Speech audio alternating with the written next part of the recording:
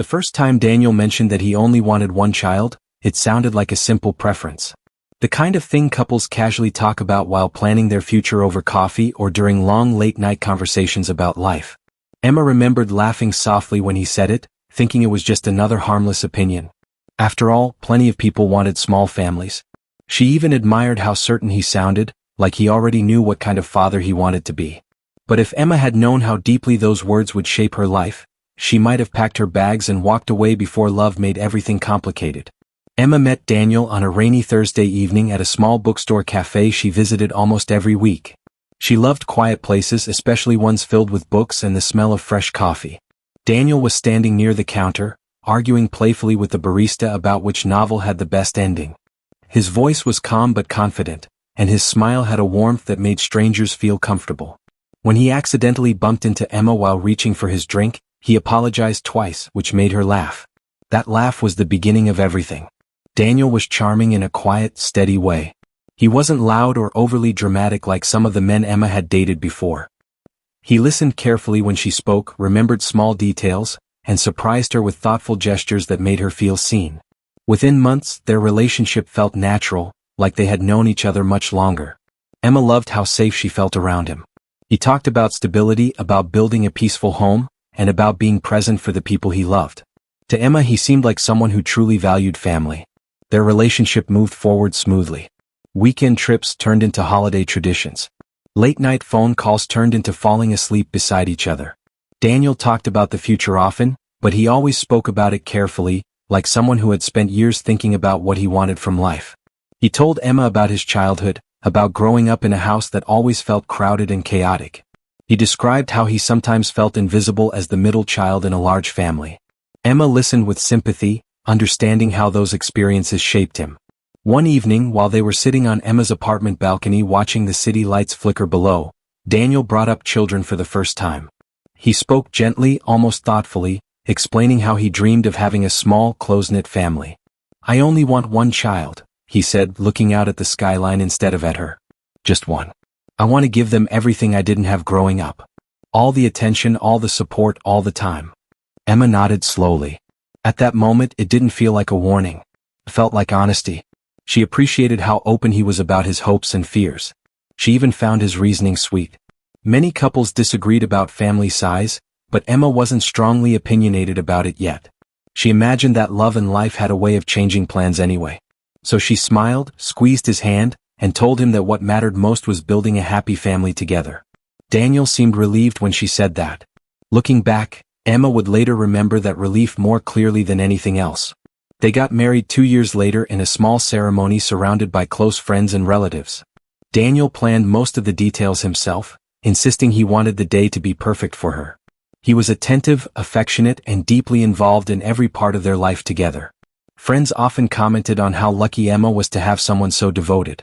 Even Emma believed she had found the kind of love people spent years searching for.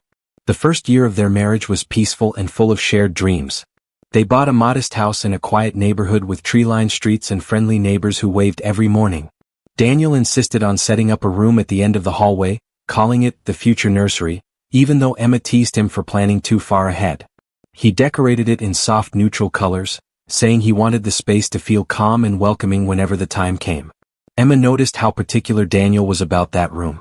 He kept it spotless, adjusted the lighting multiple times, and even researched child development books months before they seriously discussed trying for a baby. She thought it was adorable. She told her friends that Daniel was going to be the most prepared father in the world. When Emma finally became pregnant, Daniel's happiness seemed almost overwhelming. He attended every appointment, asked dozens of questions, and carefully tracked every milestone. He cooked healthier meals, reminded Emma to rest, and read parenting articles late into the night. Everyone admired how dedicated he was. Emma felt loved, supported, and grateful. But there were small moments that didn't quite fit the perfect picture. Moments that were easy to ignore at first. Daniel became extremely focused on routines, schedules, and plans for the baby's future. He spoke often about making sure their child never felt neglected, never had to share attention, and never experienced the loneliness he once felt.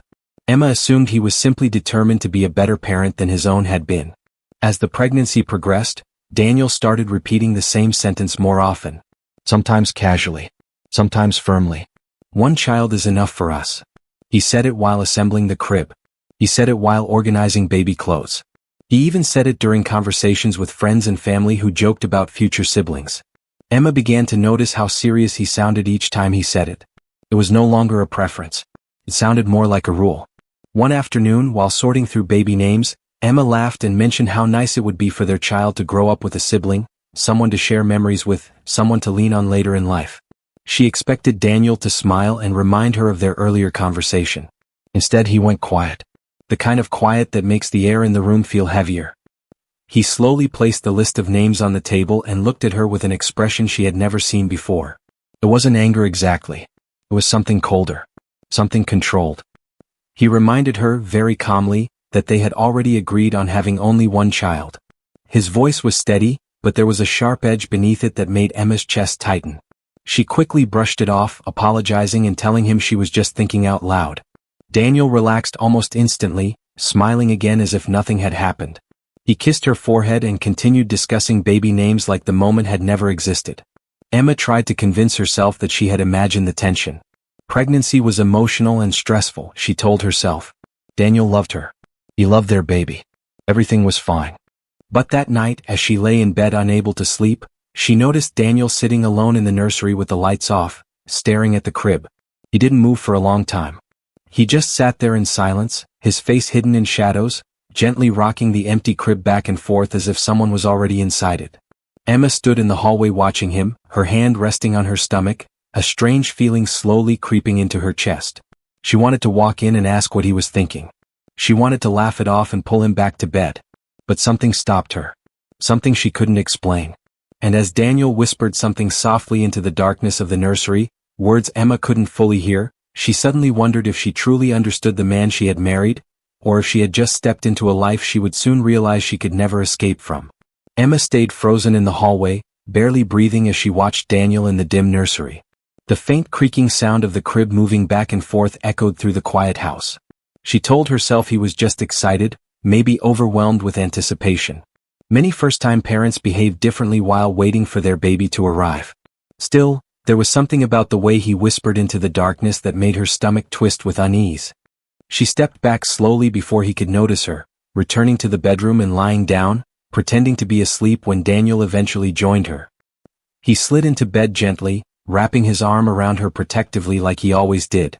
Emma kept her eyes closed, listening to his steady breathing, trying to calm the storm of thoughts in her mind. She didn't want to overthink things.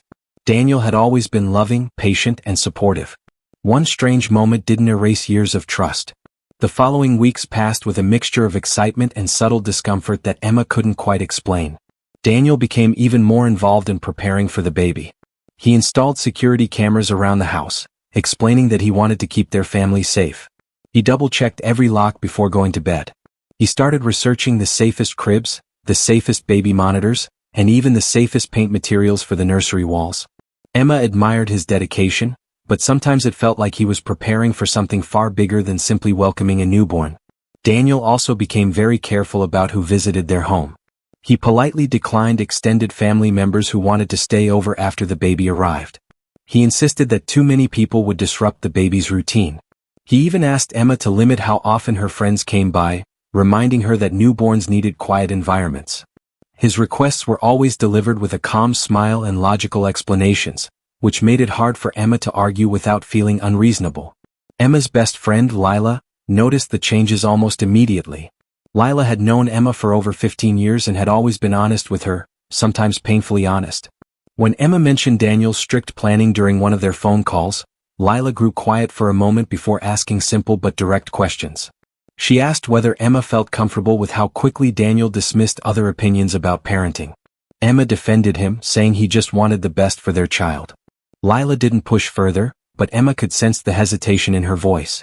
As Emma's pregnancy progressed into the final months, Daniel began organizing detailed schedules for their future. He created feeding timelines, sleep charts, and developmental milestone trackers. He printed them out and placed them in labeled folders inside the nursery closet. He even drafted long-term education plans, discussing preschool programs and future extracurricular activities as if their child's entire life needed to follow a precise roadmap. Emma tried to laugh about it at first, teasing him about planning college before the baby was even born. Daniel laughed with her, but his laughter often faded quickly. He would then explain that structure created security and that children thrived when their environment was controlled and predictable. His words were always calm, yet they carried a seriousness that made Emma stop joking about it. One evening, while organizing old photo albums, Emma found pictures from Daniel's childhood that he had never shown her before. The photos showed a crowded house filled with siblings, cousins, and relatives. At first, they looked like happy family memories, but as Emma studied Daniel's younger face in the pictures, she noticed something different. In nearly every photo, Daniel stood slightly apart from the group, his expression quiet and reserved while everyone else laughed around him. When Daniel walked into the room and saw the photos spread across the floor, his reaction surprised her. He quickly gathered them, placing them back into the album with careful hands. He told her those memories were messy and loud and that he preferred focusing on the life they were building together. His tone wasn't angry, but it carried a finality that discouraged further questions. Emma respected his boundaries, yet her curiosity lingered. She began noticing how Daniel rarely spoke to most of his siblings. Phone calls from his family were brief and often ended with Daniel sounding emotionally drained. Whenever Emma asked if something was wrong, he simply said that family relationships were complicated and that he wanted to protect their peaceful home from unnecessary stress. As the due date approached, Daniel's protective nature intensified. He insisted on driving Emma everywhere, even short distances she was perfectly capable of managing herself. He monitored her diet closely, researching which foods supported healthy pregnancies and which ones might create risks. He reminded her constantly about rest, hydration, and avoiding crowded public places. Emma appreciated his care, but sometimes she missed the independence she once had. She tried expressing this gently, telling him she still wanted to feel like herself. Daniel would always apologize immediately, promising he only worried because he loved her and the baby so deeply. His sincerity made it difficult for Emma to stay frustrated, yet the pattern repeated often enough to leave her emotionally tired. During one of her routine doctor visits, Emma attended alone for the first time because Daniel had an important work meeting. The quiet waiting room gave her rare space to think without his constant presence. When the nurse asked casual questions about her support system at home, Emma automatically described Daniel as devoted and attentive. But as she spoke, she hesitated slightly, unsure why certain words felt harder to say out loud than she expected. Later that evening, Daniel asked detailed questions about the appointment. He wanted to know everything the doctor said, every test result, every suggestion. His intensity caught Emma off guard, and she jokingly asked if he wanted to attend medical school next. Daniel smiled, but his eyes remained serious as he reminded her that staying informed meant staying prepared. A few days later, Emma overheard Daniel having a phone conversation late at night in the living room. His voice was quiet but firm, and he sounded frustrated in a way she had never heard before. She couldn't hear the other person speaking, but she caught fragments of Daniel's words. He mentioned promises, expectations, and how things would be different this time. When Emma entered the room, Daniel ended the call quickly, saying it was just work-related stress. Emma nodded, choosing not to press further, yet a growing sense of mystery settled over her thoughts. She started noticing how Daniel locked certain drawers in his home office. He had never hidden anything from her before, and when she casually asked about it, he explained that they contained important financial documents and surprise gifts he didn't want her to accidentally find. The explanation sounded reasonable, but Emma couldn't shake the feeling that their home, once open and comforting, now held quiet secrets she couldn't reach. As the final weeks of pregnancy approached, Daniel spent more time in the nursery than anywhere else in the house. He often sat in the rocking chair, reading parenting books or adjusting the baby monitor even though it hadn't been installed yet. Sometimes Emma joined him, watching him carefully test every small detail of the room. One evening, while folding tiny baby clothes together, Emma gently asked Daniel why having only one child meant so much to him. She expected another calm explanation about his childhood experiences. Instead, Daniel paused, holding one of the small blankets tightly in his hands. He stared at it for a long moment before speaking. He told her that some mistakes in life repeated themselves when people ignored their past. He said he had spent years watching how divided attention could change families, how children could grow up feeling forgotten even when surrounded by love. His voice trembled slightly as he spoke, revealing emotions Emma had never seen from him before. He said he needed to make sure their child would never feel that kind of emptiness. Emma reached for his hand, touched by his vulnerability, yet unsettled by the intensity of his fear. She assured him they would both be loving parents no matter how many children they had. Daniel nodded slowly, but he didn't respond verbally. He simply placed the folded blanket inside the crib and adjusted it with careful precision. That night, Emma woke up to the faint sound of movement again. She looked at the empty space beside her and already knew where Daniel would be. As she quietly walked toward the nursery, she noticed the door was slightly open. Light from a small lamp glowed softly inside. Daniel stood near the crib, holding a small notebook Emma had never seen before. He was reading something written inside it, his expression tense and deeply focused. As he turned a page, Emma heard him whisper softly, almost like he was repeating instructions or reminders to himself. Emma leaned closer to the door, her heart pounding as she tried to understand what he was saying. Just as she caught a few words about keeping promises and protecting what belonged to them, Daniel suddenly stopped speaking. Slowly, he turned his head toward the doorway as if he sensed someone watching him. Emma barely had time to step back before the nursery lights switched off, leaving the hallway swallowed in darkness, and Daniel's footsteps began moving closer to where she stood. Emma's pulse raced as she stepped quietly back toward the bedroom, forcing herself to move naturally instead of running. She slipped under the blanket just seconds before Daniel entered the room. He paused near the door as if listening to the rhythm of her breathing. Emma kept her eyes closed, praying her racing heart wouldn't give her away. After a few long moments, Daniel walked closer and gently sat on the edge of the bed. The mattress dipped slightly under his weight. "You should be resting," he said softly, brushing a strand of hair away from her face. His voice sounded calm, almost tender, but Emma sensed a strange alertness beneath it, like he was studying her reaction.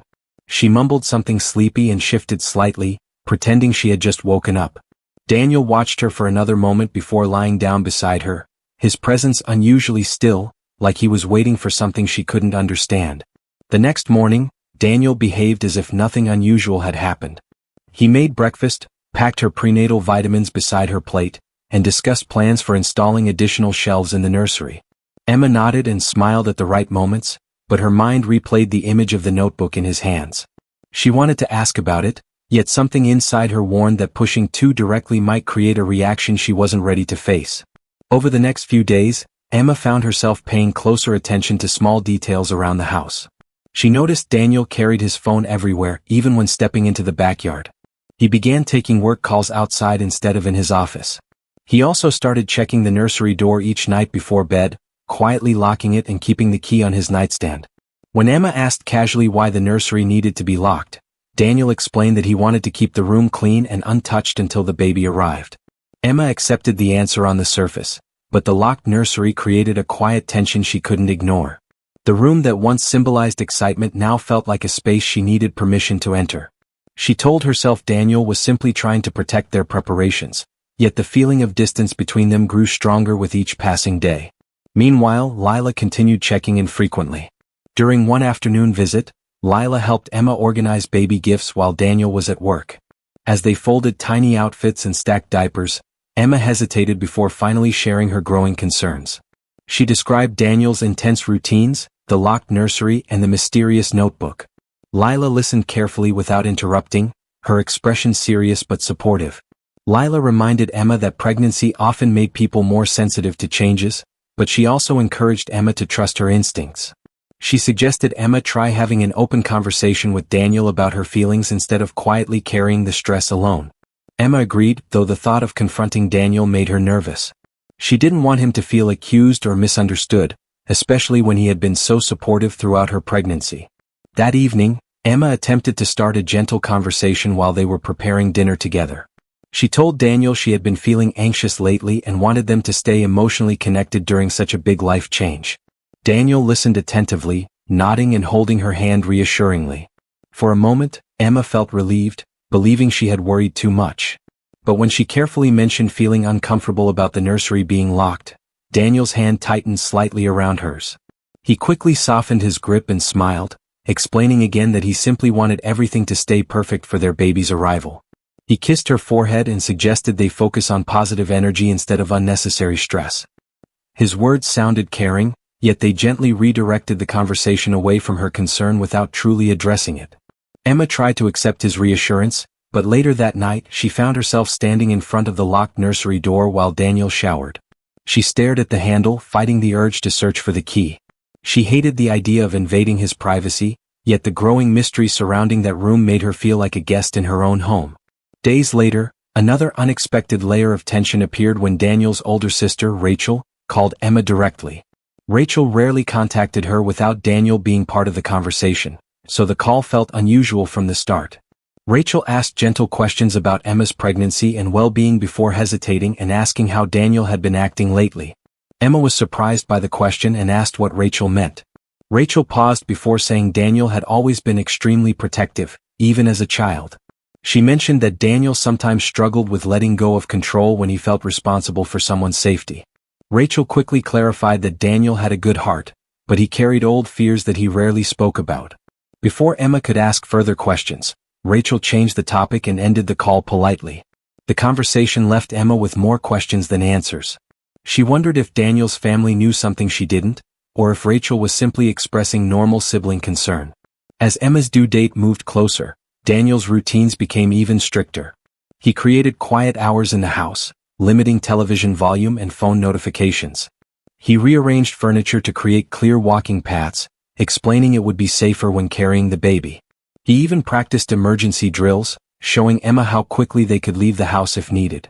While his intentions sounded responsible, the constant preparation created an atmosphere that felt tense rather than comforting. Emma began experiencing vivid dreams filled with confusing images of locked doors and empty hallways. She often woke up feeling exhausted despite sleeping through the night. Daniel would immediately notice her discomfort and encourage her to rest more, sometimes canceling her plans with friends so she could relax at home.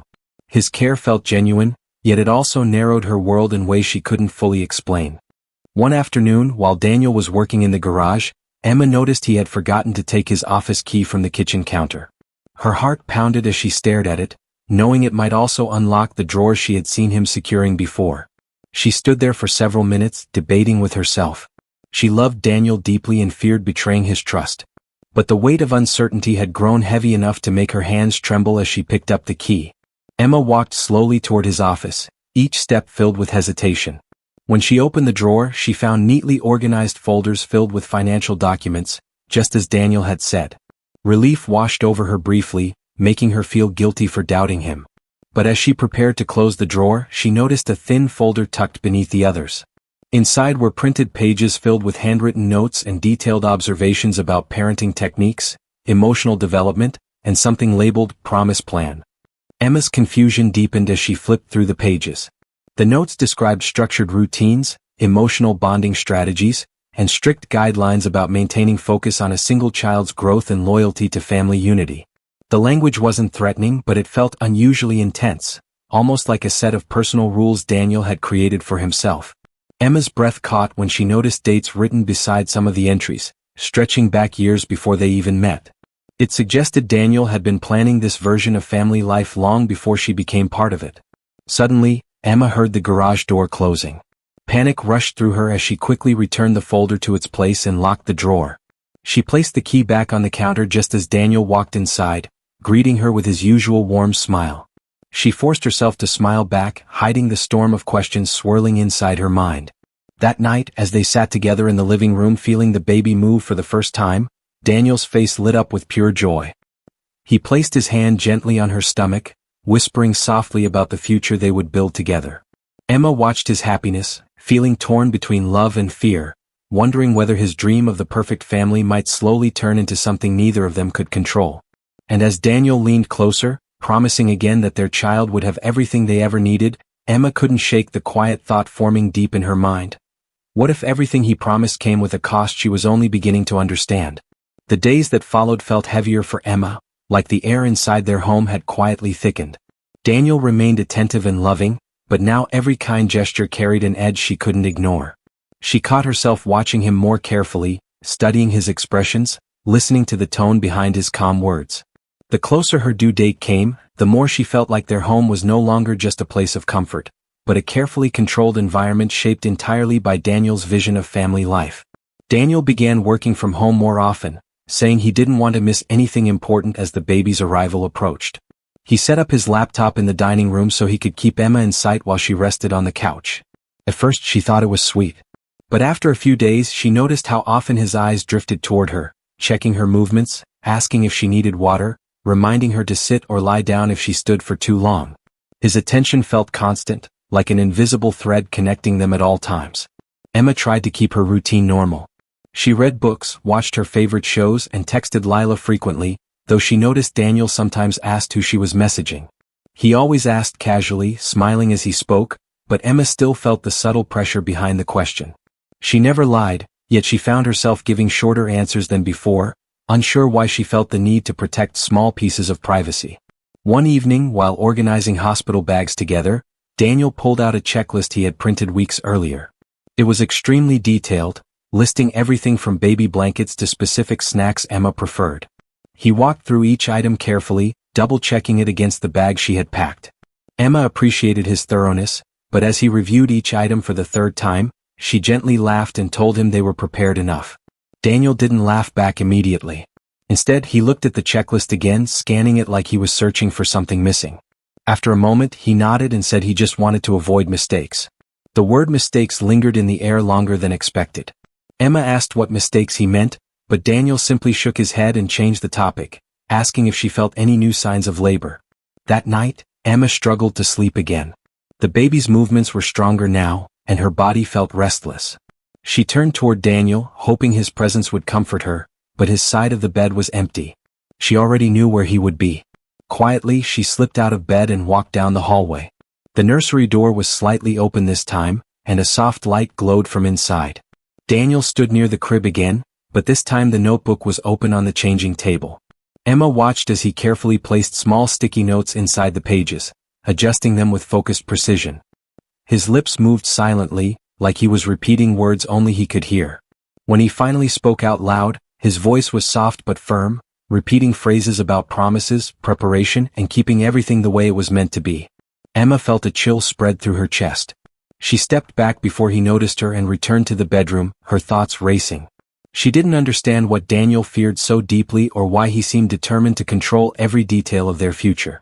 She tried reminding herself that he loved her and their child, yet love was beginning to feel tangled with something she couldn't fully name. The next morning, Daniel surprised Emma by announcing he had arranged for additional baby monitoring systems to be installed throughout the house. He explained that advanced monitoring technology would help them stay alert and protect their newborn's safety at all times. Emma tried to sound supportive, but she hesitated when he mentioned placing cameras in common areas and near the nursery entrance. Daniel quickly reassured her that everything was purely for security and peace of mind. Later that afternoon, Lila visited again, bringing homemade food and cheerful energy that briefly lifted Emma's mood. While Daniel stepped outside to take a phone call, Emma shared her growing anxiety more openly than she had before. She described Daniel's expanding control over their routines, the surveillance systems, and the notebook filled with long-term parenting rules. Lila listened closely, her expression growing more serious with each detail. She gently suggested that Emma consider speaking to a counselor or doctor about her stress, framing it as support rather than confrontation. Emma nodded, agreeing that she needed clarity, but fear tightened in her chest when she imagined Daniel discovering she had spoken to someone else about their private life. When Daniel returned inside, he greeted Lila warmly but remained unusually quiet during their conversation. Emma noticed how he subtly redirected discussions whenever Lila asked about Emma's comfort or independence. His tone stayed polite, but there was an invisible barrier forming between him and Emma's closest friend. That evening, Emma received a message from Rachel, Daniel's sister, asking if everything was okay. Rachel mentioned she had tried calling Daniel but couldn't reach him. Emma responded politely, saying they were both busy preparing for the baby. Rachel replied with a short message that stayed in Emma's mind long after she read it. She simply wrote, "Daniel handles change differently. Just make sure you're okay too." The message unsettled Emma more than she expected. She stared at her phone for a long time before locking the screen, unsure how to interpret Rachel's warning. She wanted to believe Daniel's behavior came from love and fear of repeating his childhood experiences. Yet small pieces of concern kept connecting in ways she couldn't ignore. As the final week before her due date arrived, Daniel's planning intensified. He adjusted their daily schedule, setting exact times for meals, rest, and even quiet reflection periods. He insisted that maintaining structure before the baby arrived would help them transition smoothly into parenthood. Emma followed along, partly out of exhaustion and partly because arguing felt too overwhelming. One night, a strong storm rolled through the neighborhood, knocking out power for several minutes. The house fell into sudden darkness, and Emma felt the baby shift sharply inside her. She called out for Daniel, but he was already moving quickly through the hallway, grabbing flashlights and checking each room. His calm efficiency impressed her, yet his urgency felt unusually intense, like he had rehearsed this exact moment. When the backup power finally activated, Emma noticed Daniel standing in the nursery doorway, staring at the baby monitor screens that had just flickered back on. His face looked tense, almost relieved, as if he had been afraid of losing control over something invisible. Emma approached him slowly, placing her hand on his arm and telling him everything was fine. Daniel turned toward her, forcing a reassuring smile, but his eyes carried a distant focus she hadn't seen before. He gently guided her back toward the bedroom, reminding her that stress could affect both her and the baby. His touch was careful, protective, but it also felt like he was steering her away from questions she hadn't asked yet. Later that night, Emma felt sudden, sharp discomfort ripple through her abdomen. She froze, gripping the edge of the bed as another wave followed. Daniel immediately noticed, rushing to her side with intense focus. He grabbed the hospital bag, checked his checklist again, and began preparing to leave. His movements were quick and precise, almost mechanical in their urgency. Emma tried to stay calm, breathing through the discomfort while watching Daniel move around the room. She noticed him glance toward the nursery one last time before returning to her side. His expression was filled with determination, but beneath it she sensed fear, not just fear of the birth but fear of something deeper, something tied to the promises he kept repeating. As Daniel helped her stand and guided her carefully toward the front door, Emma paused, overcome by a sudden instinct she couldn't explain. She turned her head slightly, looking back down the hallway toward the nursery. The door was closed, but for a brief moment she thought she heard the faint creaking of the crib moving again, even though no one was inside.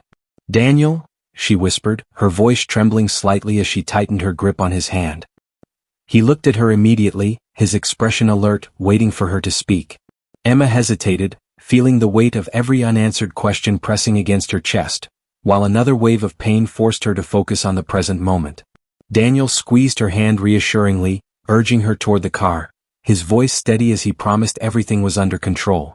But as they stepped outside into the stormlit night, Emma couldn't shake the growing realization that the moment they had been preparing for might not just bring new life into their world. It might finally reveal the truth she had been too afraid to face. The rain poured heavily as Daniel helped Emma into the car, the storm turning the quiet neighborhood into a blur of flashing streetlights and rippling puddles. Emma focused on her breathing, trying to steady herself as another contraction tightened across her stomach. Daniel drove with intense concentration, both hands gripping the steering wheel as he checked the rearview mirror more often than necessary. His jaw stayed tight, his eyes moving between the road, Emma, and the dashboard clock, as if timing everything down to the second. Emma tried to distract herself from the growing pain by watching Daniel. She noticed how he had placed the hospital bag neatly on the back seat, along with a small black case she had never seen before. The case rested upright, zipped closed, almost like it held something important or fragile. She considered asking about it, but another contraction pulled her focus away. Daniel reached over, squeezing her hand and reminding her that they were almost there, his voice calm but filled with urgency. When they arrived at the hospital, nurses quickly guided Emma inside while Daniel followed closely behind, answering questions before Emma could respond. He provided medical details, insurance information, and pregnancy history with surprising precision, as if he had memorized every document and appointment note from the past 9 months. The staff complimented his preparation, and Daniel responded with a modest smile, though Emma noticed his eyes scanning every corner of the room like he was mapping the space in his mind. As Emma was settled into a hospital room, Daniel began arranging her belongings carefully. He placed her slippers beside the bed, set her water bottle within reach, and positioned the baby blanket they had chosen together on the nearby chair. His attention to detail felt comforting at first, but Emma couldn't ignore how his movements carried the same controlled rhythm she had seen at home. Even here, in a place designed for medical care and support, Daniel seemed determined to maintain complete order. Hours passed as nurses checked Emma's progress, explaining that labor was moving steadily but slowly. Daniel stayed beside her the entire time, tracking contraction intervals on his phone while quietly encouraging her through each wave of discomfort. His support felt genuine, yet Emma noticed how he asked the nurses repeated questions about hospital procedures, visitation policies, and discharge timelines. His curiosity sounded practical, but there was an intensity behind it that made Emma feel like he was preparing for something beyond the birth itself. At one point, While Daniel stepped out to speak with the doctor, Emma reached for her phone and noticed several missed messages from Lila and one from Rachel. Lila's messages were filled with encouragement and reminders that Emma was strong. Rachel's message was shorter, simply asking if Daniel had contacted their family yet. Emma replied briefly, telling them she was safe and in labor, before Daniel returned to the room, slipping his phone into his pocket quickly as if he had just finished an important call. The labor continued through the night, the storm outside gradually fading into a quiet drizzle. Nurses moved in and out of the room, adjusting monitors and offering reassurance. Daniel rarely left Emma's side except to speak privately with medical staff or step into the hallway for brief phone conversations. Each time he returned, his expression looked slightly more focused, like he was racing against an invisible deadline. During a quiet moment between contractions, Emma noticed Daniel open the small black case from the car. He placed it carefully on the chair beside the hospital bed and unzipped it just enough to check its contents. From her angle, Emma could only see neatly stacked documents and what looked like sealed envelopes. When Daniel noticed her watching, he quickly smiled and explained that it contained insurance paperwork, emergency contacts, and a few keepsakes he wanted to save for their child's future. Emma nodded, though the explanation didn't fully settle her curiosity. She wanted to trust him, but the growing pattern of hidden details and quiet preparation made her feel like she was standing in the middle of a story she didn't fully understand. As the early morning hours approached, Emma's labor intensified, drawing all her focus into the present moment. Daniel remained steady, coaching her breathing and holding her hand tightly. Nurses began preparing the room for delivery, explaining that the baby's arrival was getting closer. The atmosphere shifted into one of urgency and anticipation, filled with movement, instructions, and supportive voices guiding Emma through the process. While the medical team worked around them, Emma noticed Daniel step aside briefly, opening his notebook again. He flipped through several pages, scanning lines of handwriting with intense focus. His lips moved slightly as if repeating familiar phrases under his breath. Emma couldn't hear the words, but she saw the determination in his expression, the same determination she had seen when he spoke about promises and perfect family plans. Moments later, Rachel suddenly appeared at the hospital doorway, breathless and concerned. She explained she had driven overnight after failing to reach Daniel. Her presence surprised Emma, bringing both comfort and confusion. Daniel turned toward his sister, clearly startled, before stepping into the hallway with her.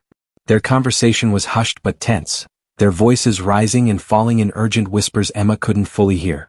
Rachel's face looked worried, her hands moving as she spoke quickly. Daniel shook his head several times, his expression firm and unyielding. At one point, Rachel glanced toward Emma's room, her eyes filled with something that looked like both fear and sympathy. Daniel gently but firmly guided Rachel further down the hallway, out of sight. When Daniel returned, his calm demeanor had returned as well, but Emma noticed a faint tightness in his smile. She asked if everything was okay, and he reassured her that Rachel was simply emotional about becoming an aunt. His answer sounded reasonable, yet Emma couldn't forget the urgency in Rachel's voice or the way Daniel had cut their conversation short. As labor reached its most intense stage, the room filled with medical staff preparing for delivery. Daniel stood close to Emma, holding her hand while encouraging her through each breath. His voice remained steady, repeating supportive words, but Emma noticed him glance repeatedly toward the clock on the wall, counting seconds between contractions, between instructions, between each moment leading toward their child's birth. During a brief pause, Emma saw Rachel standing quietly outside the glass window of the room. Their eyes met, and Rachel placed her hand against the glass, her expression filled with silent warning. Before Emma could react, Daniel shifted slightly, blocking Emma's view as he leaned closer, reminding her to focus on the moment and their baby's safe arrival. The tension in the room built alongside the urgency of the delivery.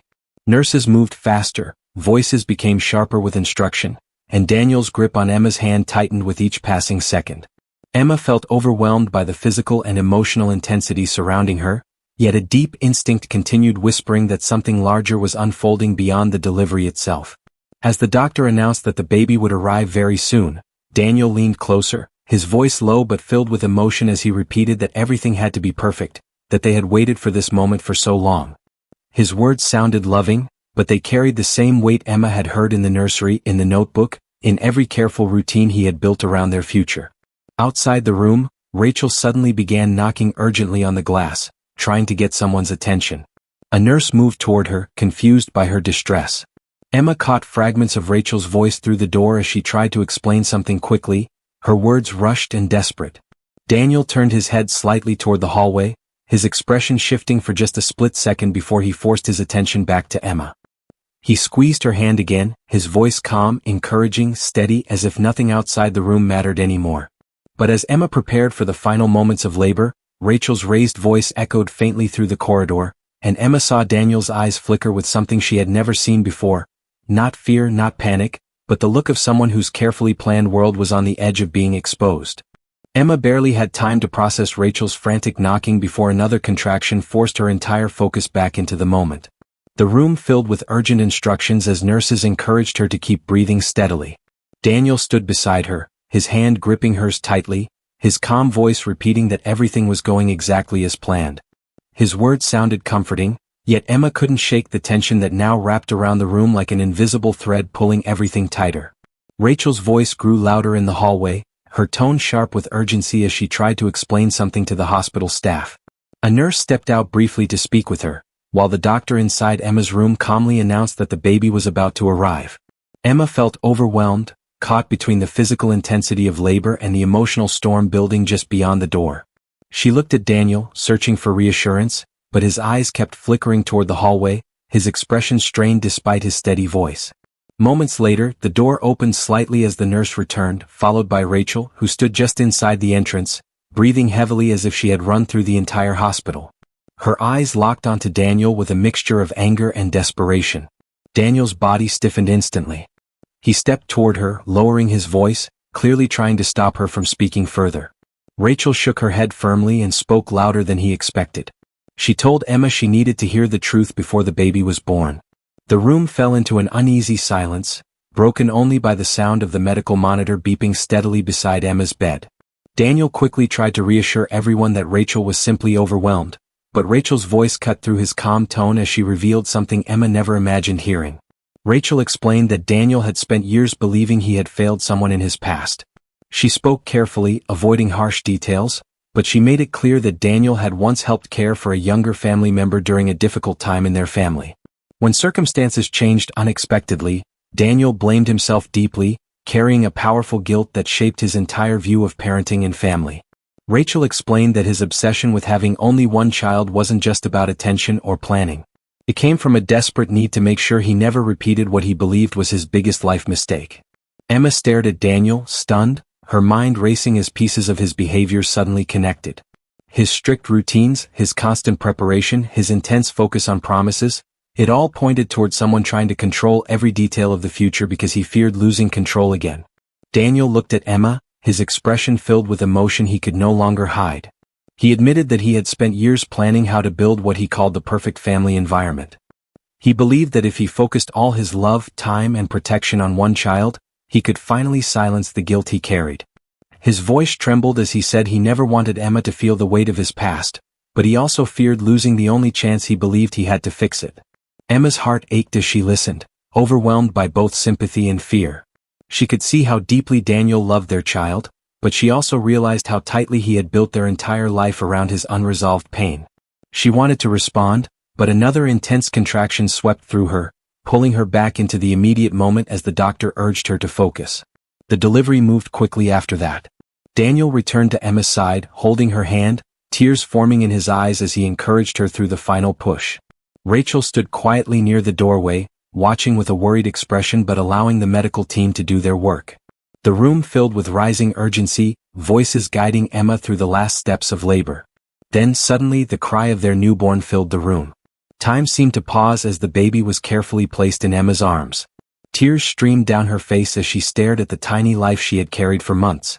Daniel stood beside her, visibly overwhelmed, his carefully controlled composure finally breaking as he reached out to touch their child gently. His face softened with pure love and relief, and for a moment, Emma saw the man she had first fallen in love with, free from fear and pressure. The doctor and nurses completed their routine checks while the room slowly returned to calm. Rachel stepped closer, her expression softer now, watching Daniel as he quietly whispered promises of love and protection to the newborn. Emma felt a fragile peace settle around them, as if the storm that had followed their pregnancy was finally beginning to fade. Hours later, after the medical staff finished their evaluations, Emma rested while Daniel sat beside her, holding their baby carefully. The exhaustion in his face was mixed with relief, and he spoke openly for the first time about his fears, apologizing for how his need for control had created distance between them. Emma listened quietly, telling him they would learn to build their family together, not through fear but through trust and support. Daniel nodded, his eyes filled with gratitude and determination to change. Rachel hugged Emma gently before stepping out to give them privacy. The hospital room felt peaceful, filled only with the soft sounds of the newborn breathing. Emma watched Daniel carefully as he rocked the baby slowly, noticing how his movements had softened, less rigid than before. But as Daniel reached into the small black case to place the baby's hospital bracelet inside one of the envelopes, Emma noticed something unexpected.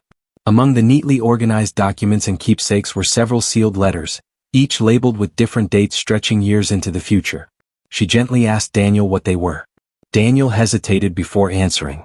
He explained that they were letters he had written to their child at different stages of life, messages filled with guidance, memories and reminders of how deeply they were loved. Emma felt touched by the gesture, seeing it as a sign of his devotion. But as Daniel placed the bracelet into one of the envelopes, Emma noticed a final letter at the bottom of the case. Unlike the others, this one had no date. It was simply labeled, "If the plan changes." Emma's curiosity stirred again as Daniel quickly closed the case, offering her a tired smile. She didn't ask about the letter immediately, unsure if she truly wanted to hear the answer while holding their newborn child.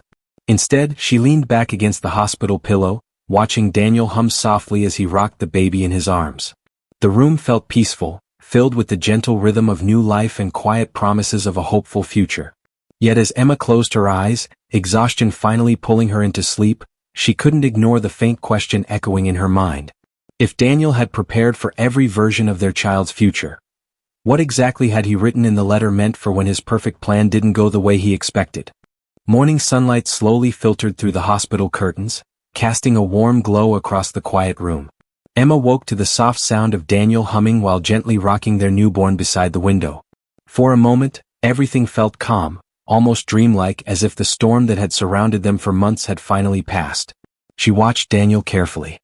His shoulders looked less tense, and his movements carried a natural softness that she had rarely seen before.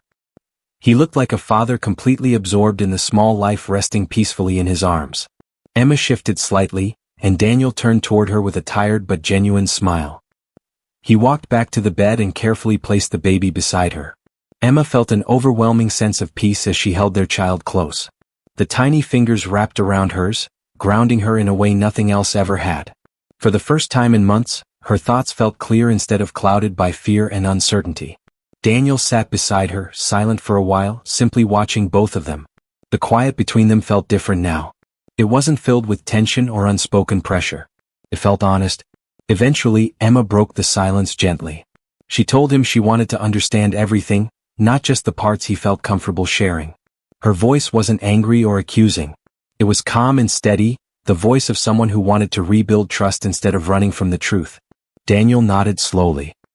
He looked down at his hands before speaking, choosing his words carefully. He admitted that for years he had carried the belief that love alone wasn't enough to protect a family. He explained that losing control of past situations had left him convinced that planning every detail was the only way to keep the people he loved safe and emotionally secure. He told Emma that when he imagined becoming a father, he became obsessed with creating what he believed was a perfect, stable family life. Emma listened quietly, holding their baby closer as Daniel spoke. She understood his fear now, but she also saw how that fear had quietly shaped their relationship into something fragile. She told him that families didn't grow stronger through control, but through flexibility, trust, and shared decisions. Daniel's eyes filled with emotion as he nodded again, admitting that he was only beginning to understand that himself. Emma hesitated before mentioning the letter she had seen in the black case. She asked him directly what he meant by, "if the plan changes." Daniel leaned back in his chair, taking a deep breath before answering. He explained that the letter was something he wrote during a moment when he realized life rarely follows strict plans. He said the letter wasn't meant as a backup strategy or hidden rule. It was a reminder to himself that love had to exist even when life didn't follow his expectations. He quietly opened the black case and pulled out the envelope. For a moment, he simply held it in his hands before offering it to Emma. She looked surprised but accepted it slowly. Daniel told her he had never shown it to anyone, not even his sister. Emma opened the envelope carefully and unfolded the letter inside. The handwriting looked slightly uneven, as if it had been written during a very emotional moment. The letter spoke about accepting change, about understanding that children grow with their own personalities, dreams, and paths that parents cannot fully control. It talked about learning to love through uncertainty instead of fear. As Emma read, her eyes filled with tears, not from sadness, but from the realization that Daniel had been fighting an internal battle long before she entered his life. When she finished reading, she looked up at him and smiled softly. She told him that the letter wasn't a sign of failure. It was proof that he already knew how to grow beyond his fears. Daniel's expression softened, relief washing over him in a way Emma had never seen before. For the first time, it seemed like he wasn't trying to hold everything together alone. Later that day, Rachel visited again, bringing flowers and quiet support. This time, the conversation felt open and honest. Daniel thanked her for stepping in when she did, admitting he had needed someone to remind him that he wasn't alone. Rachel hugged him tightly, telling him that families were meant to help each other carry heavy memories, not hide from them. Emma watched their interaction with quiet gratitude, feeling comforted knowing Daniel wasn't carrying his past entirely by himself anymore. Over the next few days, as Emma recovered and the hospital prepared them for discharge, Daniel slowly relaxed his strict routines. He still asked questions and stayed organized, but his approach softened. He laughed more easily, listened more carefully, and began asking Emma what she wanted instead of assuming he already knew.